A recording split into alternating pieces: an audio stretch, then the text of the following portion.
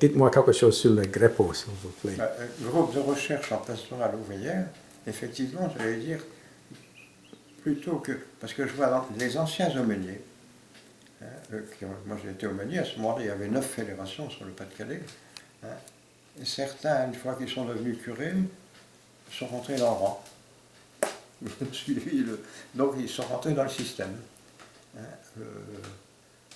D'autres ont cherché des chemins de traverse dans des œuvres. Tandis qu'au Greppo, on s'est dit, bon, on rentre dans le système, mais on va essayer de travailler à l'intérieur du système pour être ouvert aux réalités populaires. Un exemple que je peux donner, c'est que j'étais à Liévin à l'époque, dans une cité ouvrière très pauvre. On m'appelle pour des funérailles d'une personne de 95 ans, alors, qui avait été trieuse de charbon. Bon, alors,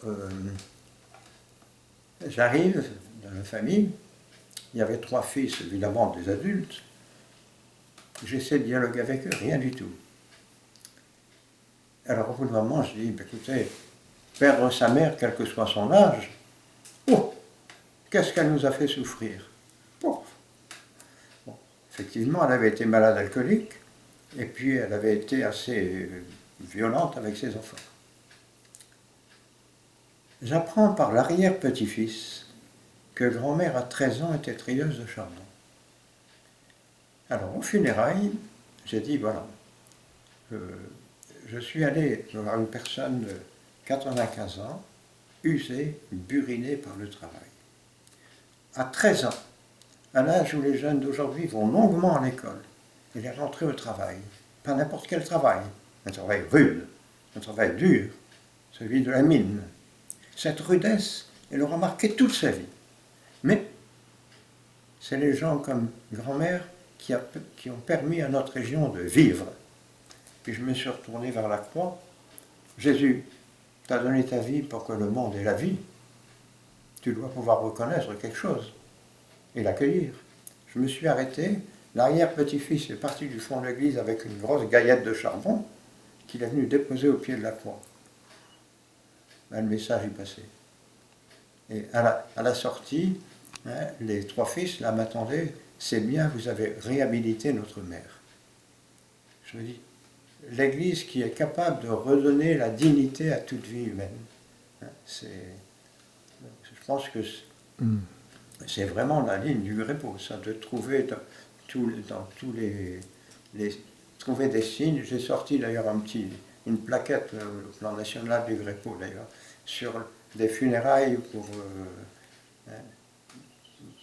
quand j'ai encore il n'y a pas longtemps fait l'enterrement d'un mineur. On a amené une lampe de mineur, on a amené la lampe de mineur sur la table, sur l'autel. Et alors, on avait lu dans l'Ancien Testament tout le travail des hommes. C'est dans l'Ecclésiastique 38. Le laboureur, le potier qui pétrit. Alors, la dernière phrase, c'est tous ces gens-là, on ne les voit pas à la présidence du peuple, ils sont effacés, mais leur prière a pour objet les affaires de leur métier. Alors, on dépose la lampe de mineur, vous voyez, nous regardons tous cette lampe de mineur. Nous pensons à toute la sueur des hommes, tous, qui que nous soyons, nous pensons à cette sueur des hommes. Pour les croyants, nous en faisons une prière. Le message passé aussi. Donc trouver le moyen de...